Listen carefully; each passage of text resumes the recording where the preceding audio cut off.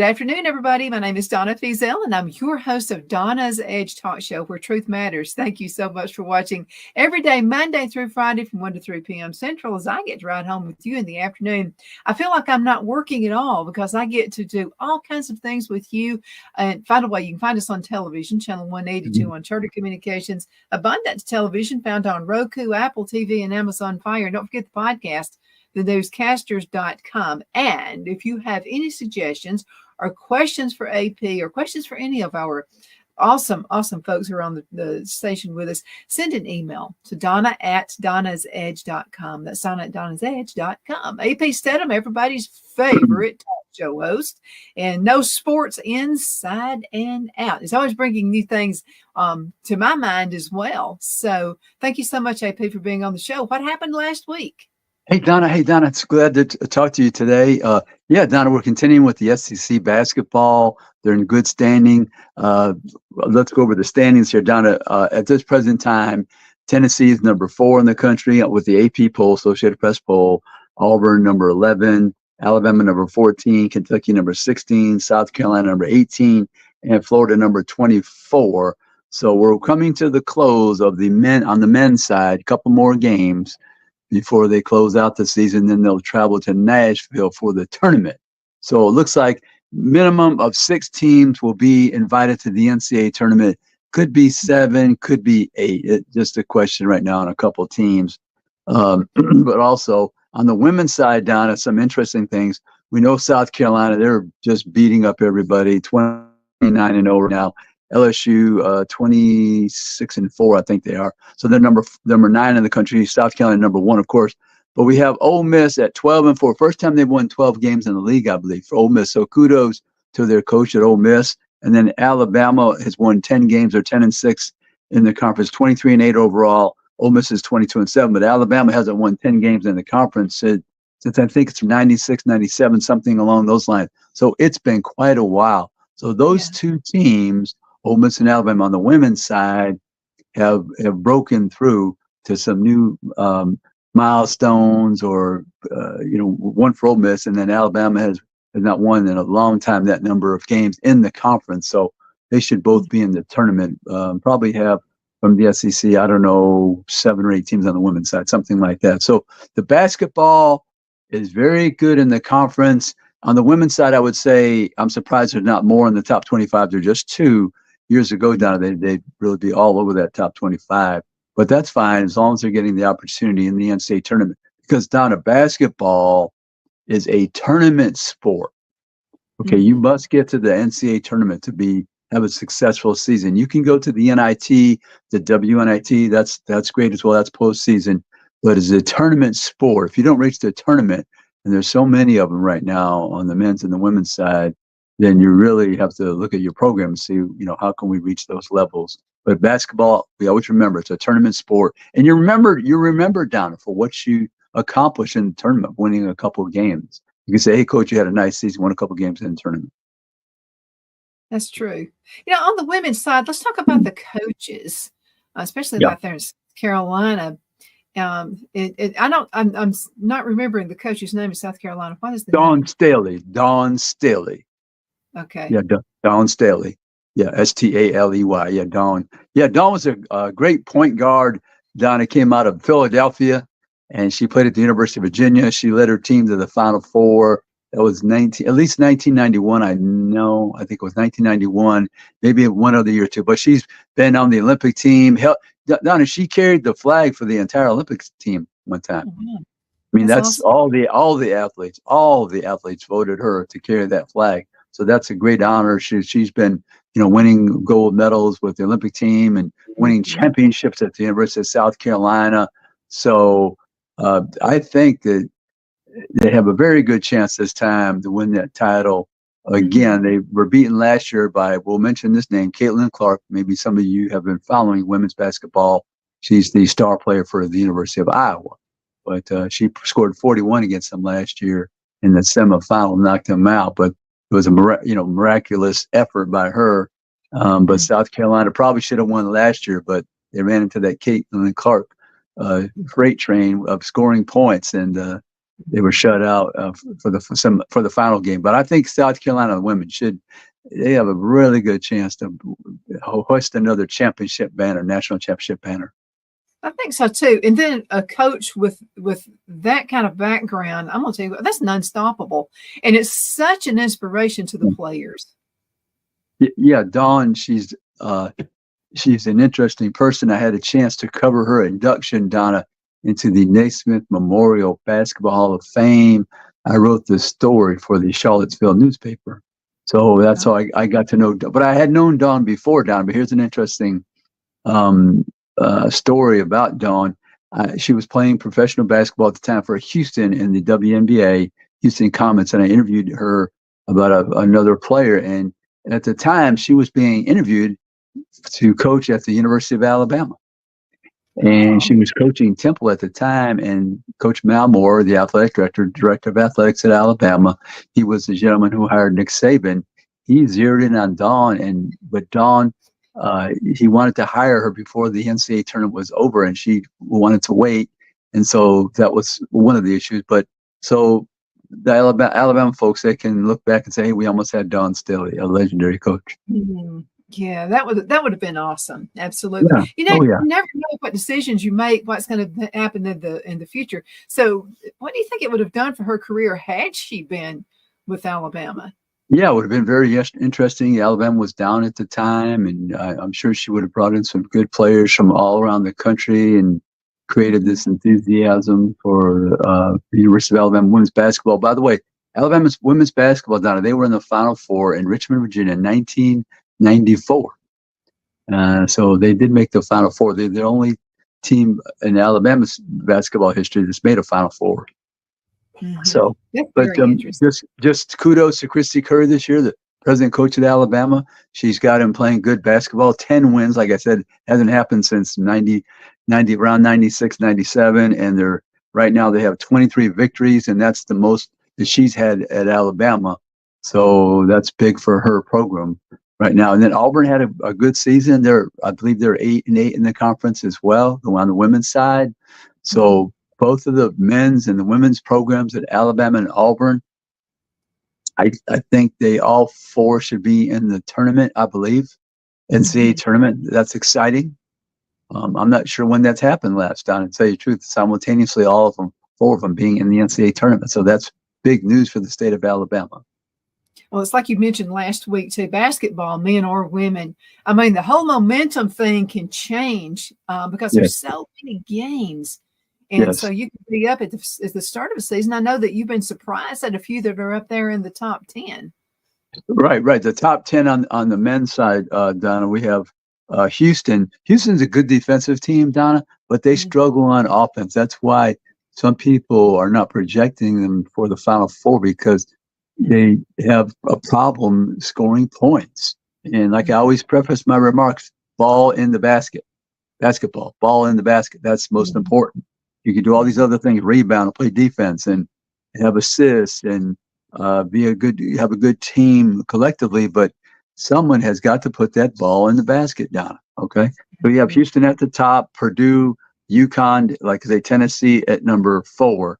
So that's nice to have an SEC team at the top. And Don, I want to mention that Tennessee team. We discussed them last week, and I think I was saying Dalton Connect. He's the transfer. I think I was saying Colorado State, but it's actually Northern Colorado, I believe.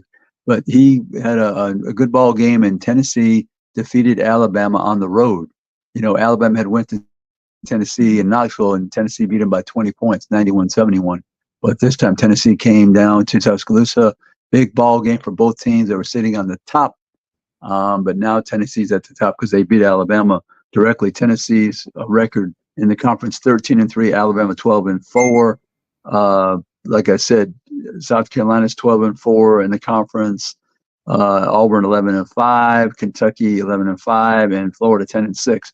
But I feel very good with the men's basketball in the SEC and the women's basketball as well, even though I'm surprised there's not more teams on the women's side in the top 25. But so we have a whole, let me see, this is the beginning of March. We have the whole month of March to enjoy women's basketball, men's basketball in the SEC. And a lot of changes can happen between now and then. Oh my goodness. Yeah, a lot of basketball to be played, Donna. The women have their tournament in South Carolina. The men have their tournament in, Nashville, Tennessee. The women in Greenville, South Carolina, coming up. Absolutely. Ray had a question for you, and he said this actually pertains to basketball and football. Yes. He feels like sometimes we have, and I'm kind of paraphrasing what he said because it was a very long message. So he said it appears to him we have too many coaches on each team. What are your thoughts about that? He thinks we have more Chiefs than Indians. In basketball, they have quite a few now. I think they increased it by one, or they let people coach, or there's some rules that they have passed recently. But I'm all for opportunities, Donna. I'm not going to say let's have less coaches, less assistant coaches on the football side. Football, I think it's nine assistant coaches, and then you have people that are called analysts, Donna. They not supposed to coach on the field, but they could review the film and come up with all these numbers that are important to project what a team might try to exploit against your defense, your offense. And then in basketball, the same way. They have a analytics person as part of their staff to kind of figure out where should we shoot the ball, how many times have we shot in the ball in this particular part of the court, and what's beneficial for us. So I'm not a person who's going to decline opportunities. Yeah, I'm kind of the same way too. I think the more the better. And there are some, and then also when you have that many coaches, it's great to have that much input, because sometimes I can't see the forest for the trees, but I may have somebody who's in the business with me who can actually see another angle and another way to make something happen. I think the more the merrier. If you can afford it, the more the merrier. Right. Yeah. So having a different perspective, and it's always comes down to the leader, the person at the top. They have to make the decisions. You could have 10 coaches, 8 coaches, 9 in basketball, 5, 6, whatever it may be, Donna. But the person at the top is the one who has to have someone extrapolate the information and then make that final decision. And you have to do it quickly. You have to anticipate. You have to have a plan, and you have to expect like as Coach Bryant would always say, expect the unexpected. True. Absolutely. Let's go into a commercial break. When we come back, let's talk about what you're going to do this weekend. I think it's going to be pretty awesome. We'll be right back in just a few minutes. Everybody hang in there. Twin City Used Car Sales has been serving drivers in the Northeast Alabama area for years with a quality selection of late model used cars, SUVs, and pickup trucks. On top of our extensive selection and competitive prices, we offer professional auto financing services for used car buyers of all credit levels. Whether you've just begun your search or you're ready to secure your next vehicle, at Twin City Used Car Sales, you will drive away with the vehicle of your dreams. The sales and finance staff at Twin City Used Car Sales looks forward to serving you, and you can apply for financing online before your visit to our used dealership in Gadsden, Alabama. Check us out on the web at twincityusedcars.com or go by our location at 901 First Avenue, Gadsden, Alabama. We sincerely look forward to serving you.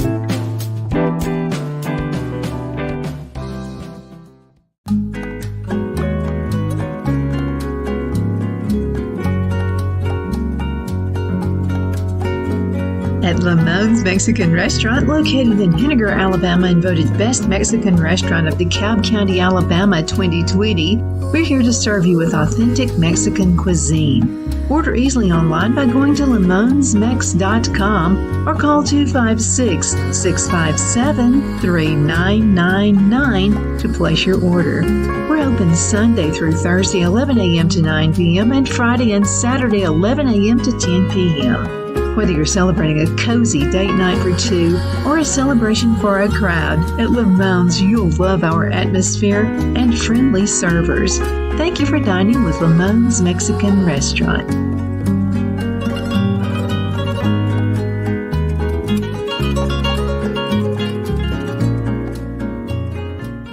At Liberty Bank, we're all about community, whether it's to help with a charity fundraiser or help families in need. Toys at Christmas or a local football team, we're here for you. You see, we realize the importance of family. Sometimes it's to build a new home or necessary home repairs. We're here for you. If you like the feel of a small town bank with all the conveniences of a big city bank, we're here to serve you. You will find us at any of our convenient locations in DeKalb, Marshall, Etowah, and Blount counties in North Alabama. You can call and speak with any of our friendly staff at 256-659-2175 or check us out on the web at libertybankal.com. And thank you for your support of our community. Member FDIC Equal Housing Lender.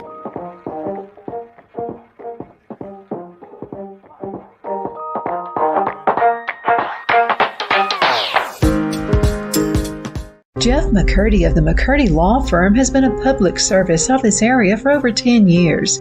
McCurdy, a member of the Henniger City Council, serves as prosecutor for the town of Sylvania and was named public defender for the city of Rainsville.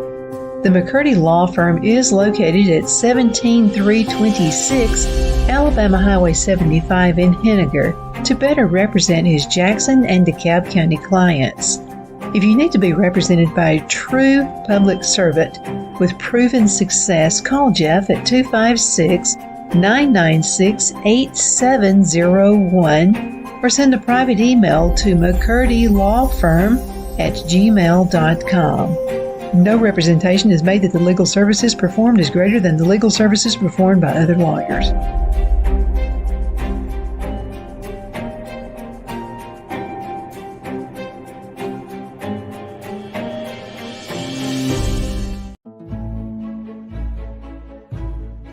The Hatter Cafe and Country Inn is nestled in the northeast corner of Alabama the Beautiful in the delightful town of Mentone. We're located on top of scenic Lookout Mountain near Little River and DeSoto State Park and located only 5 minutes from shopping and restaurants. There is also a nearby community walking path and golf course. We welcome everyone through the doors and we are committed to outstanding service for all guests.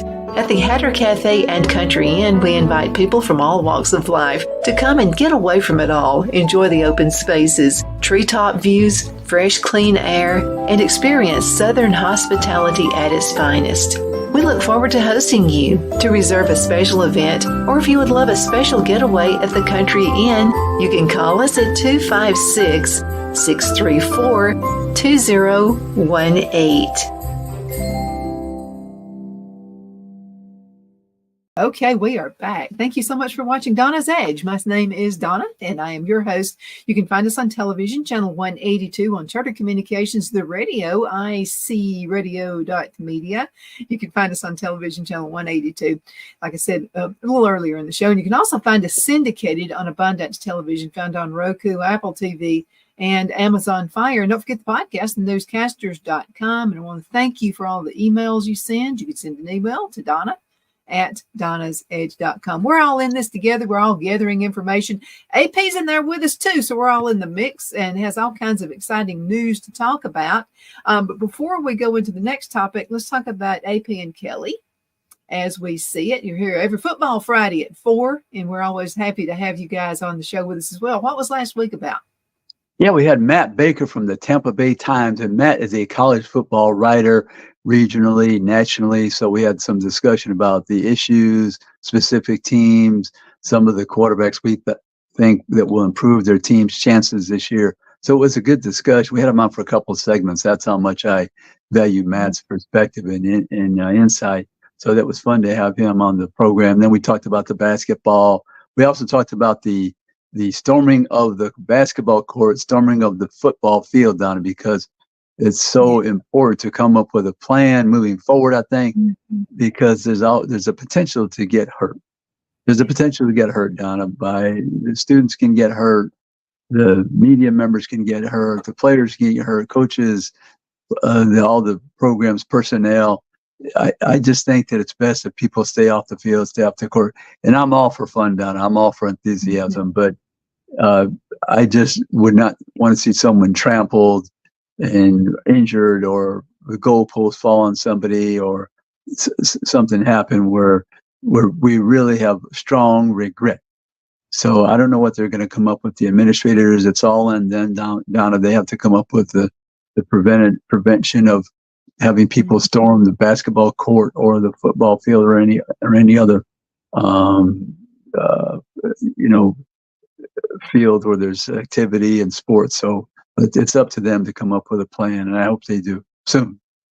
I do too, because and like a music concert, it's called stampeding. Yes, So and a lot of folks have been hurt. Like hundreds of people would be hurt. Oh, absolutely, yeah. I've been in the middle of those things, Donna, before, and believe me, you have no control over your physical safety.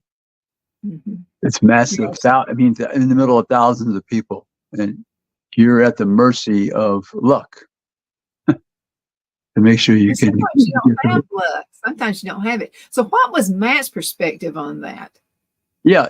We Matt, he was in. I think we had the discussion with Matt too. Maybe we did about. Yeah, he wants to see something happen as well, but he didn't have an answer like most people. I mean, they've tried the fines, done substantial fines, monetary fines, but that has not prevented the students and the fans from rushing the football field or the basketball court. So I believe the prevention has to lean now to a heavy duty security provided, especially like in basketball. Then you should be able to provide a mass number of security people to prevent people from storming the court. I mean, you should be able to do that in basketball. Football, it's going to take 5 times the personnel maybe, because the stadium is so big and in a circle. You have to have all that many people around the stadium. I know that in the past, Don, if you ever, and they don't have enough horses, but I'm saying if you have horses involved, people are not going to try to rush through those horses. I can tell you that. That's the way when the police are in a crowd with those big, and they always have those tall horses, 17, 18 hands, whatever. And that prevents a crowd from forming. But I don't think you could do that in college football, have all those horses on the field. I have a friend who went to the running of the bulls. Oh, yes. And so, oh, my goodness. I said, are you crazy? I mean, you're out there with bulls stampeding you. What? So He brought me a nice little handkerchief that he just bought me one, And I said, so were you frightened? And he said, yeah, when I got out there, I thought, how stupid am I? And so. I don't think I'd try that. Yeah, I don't think I'd be a candidate, Don. I'm like you. I don't think I'll be a candidate to run with the Bulls. There's some things I don't have to put in my bucket list. And that's one of them. I won't put that in there. No. Oh, no. So you're going to have a really interesting weekend in Atlanta. Yeah, this week, Donna, and people can still buy tickets if they're interested. It's the Maxwell Football Club. It's the 87th annual Maxwell Football Club Awards Gala and events. It's going to be Thursday and Friday. Friday is the black tie affair, and they're going to honor people in college football and professional football. I'll just give you an example. The player of the year is Michael Penix Jr. from the University of Washington. The coach of the year is Coach DeBoer, the new coach at the University of Alabama, who they're honoring his exploits when he was at Washington this past year. On the professional side, you have Lamar Jackson. It was the quarterback of Baltimore. He's the player of the year in the NFL. Coach of the year is Coach Campbell from Detroit Lions. They're going to honor their Sean Alexander freshman of the year. Caleb Downs played defensive back at Alabama. He since has transferred to Ohio State. They're going to honor the great running back from Florida State, Warwick Dunn. And they're going to honor Steve Hatchell, the president of the National Football Foundation. They're going to honor Claude Felton, who's been the media relations person for Georgia for about 4 decades. So it's going to be a lot of fun. It's going to be held at the College Football Hall of Fame. So you can go to the website, Maxwell Football Club, and purchase a ticket. And it's going to be a lot of interesting people involved in the game of football. And it's in Atlanta for the very first time. It's a Philadelphia-based organization down to 86 plus years up in Philadelphia. And it's coming south to Atlanta, Georgia, the College Football Hall of Fame. And Mark Walpert is the executive director, been a friend of mine for many years. And I look forward to attending all those events and covering them as well. And they could, if I have the interviews, they'll be on my Facebook and show page. You'll check out those interviews this coming week. Mm-hmm. That'll be awesome. I'll see if I can retrieve some of those and put those up on the screen next week when you come back. Thank you. Judging back, 80 years ago, I can't believe people made it. We were at the Alabama Hall of Fame and saw the old football, if you want to call them a helmet. How did those guys survive that? I don't know, Donna. There was a point in college football that Teddy Roosevelt was the president, and there were players that were dying from the sport, so they had to come up with ways to prevent some injury, especially the head injuries at the time. So they came up with that leather helmet, and that was the equipment that they had available in those early years of college football. College football has been played, Donna, since 1869, Princeton versus Rutgers. So that's a long time. We hit the 100-year mark. It's hard to believe I remember that. And now we hit the 150-year mark, and we're past that as well. And it's been a great game for a long time, but it's a collision, not a contact sport. Basketball is a contact sport. Collision. This is a collision sport. So safety has to be a priority at all times. So, but yeah, it's been interesting to watch the progress of the equipment, especially the helmet. Yeah, I'm proud of that too. My son used to play football, and even with the helmet on, you would watch sometimes their neck would look like it was about to twist around to their back, Yeah. And especially when high school, and folks would grab the helmet, Yes. Oh, yes, dangerous. I would suggest, Don, if I had a son who wanted to compete in the game of football, wait till high school. I would say, I'm glad they're promoting the flag football, maybe up until the middle school, and then I would wait until high school because you don't need all those hits when you're very young. I just don't. I do not promote football when you're 6, 7, 8 years old with wearing the helmet. I say flag football. That's good. You can learn the skills, and you can put the equipment on when you get much older. Yeah. Totally agree, 110% with that. What's going on with the Wishbone Boys? Yeah, we're going to have a golf tournament, Don, and you can look on our website, the Wishbone Boys. It's going to be that first weekend in April. It's going to be at the Bentbrook Country Club in Bessemer, Alabama. So you can sign up. Anybody can join up. It'll be a fun event, and looking forward to it. Our Wishbone Boys, they played from 71, that era from 71 to 82. So you see a lot of them in this particular golf tournament. So they can reach out on the website and sign up, and there's a way to pay for your participation, and it'll be a lot of fun that day, and looking forward to it. Absolutely. I love the interviews I had with those guys, but Joe LeBou, he and I are friends on Facebook, and I love his inspirational Facebook post on there. He is just an awesome guy. Yeah, and Joe, they all are. Yeah, they all had fun. We thank you so much for having them on the show. They really enjoyed those interviews, Donna. They got a chance to talk about their days playing at the University of Alabama under Coach Bryant and winning national championships and Southeastern Conference titles and being part of that famous formation, the Wishbone, which led to 100 victories in a decade and 3 more national championships. So it was a critical and pivotal moment in the history of the University of Alabama Crimson Tide football program. I think it's what turned everything around. I really do. That was quite the mastermind to put that together. Oh, it does. It sure did. We're going to call it a day. What would you like to say before we go? About 30 seconds left. Okay, yeah, sure, Don. This week we're going to have Keith Carter, the director of athletics for Ole Miss. So he's going to be one of our guests. Yeah, we have another person as well, but right now Keith Carter, he's a great basketball player himself at Ole Miss. He's about 6'4" or 6'5" himself, played basketball, but he's the director of athletics at the University of Mississippi. Absolutely. It's going to be a great, great show. Football Fridays at 4 right here at this station, IC radio station. AP, thank you so much for being on the show with me today. It's always a pleasure. Thank you, Don. Thank you so much. My pleasure. Absolutely. And thank you so much for watching. Definitely appreciate it. See you next time. Bye-bye, Don.